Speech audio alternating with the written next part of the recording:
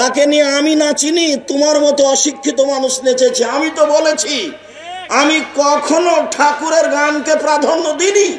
ঠাকুর বলেছে ঠাকুর হলো জাতির শত্রু, ঠাকুর মুসলমানের শত্রু, ঠাকুর ঢাকা বিশ্ববিদ্যালয়ের শত্রু, ঠাকুর বাংলাদেশের শত্রু, ঠাকুর জাতির শত্রু। ঠাকুর হলো খ্রিস্টানদের সবচেয়ে বড় দালাল। মুসলমানেরা বাংলাদেশে বিপদে থাকে ইহুদি খ্রিস্টানের হাতে, আর ঠাকুর লন্ডনে বসবাস করে। এই ঠাকুর বলে ও কালিমা তোমার আকাশ, ও কালিমা তোমার বাতাস। আমি আজ থেকে 30 বছর পূর্বে বলেছি তোর বাপের আকাশ। সিলেট কোর্টে 5000 টাকার মামলা হলো, আমি ঠাকুরের অপমান করেছি?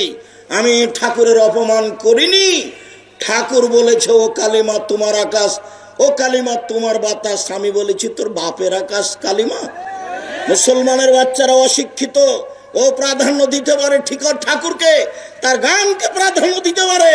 আমি আব্দুর রাজ্জাক বিন ইউসুফ, আমার দেহে যতদিন শ্বাস আছে ততদিন ঠাকুরের এই গানের আমি 5 পয়সা দাম দিনে। যে পেশাব পায়খানা পড়া আছে তার সামান্য দাম ঠাকুরের গানের আমার কাছে নাই। ঠাকুরের গোটা দেহটাই মুশরিক।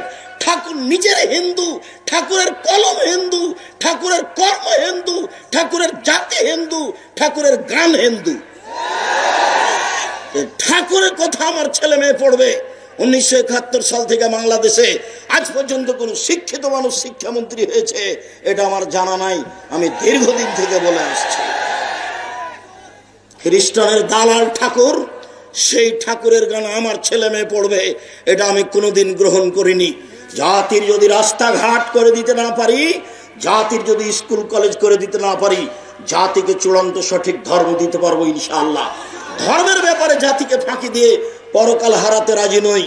এইভাবে দিন কাটাতে আমি আব্দুর রাজ্জাক বিন ইউসুফ প্রস্তুত নই। সঠিকটাই জাতির কাছে পেশ করার চেষ্টা করব ইনশাআল্লাহ।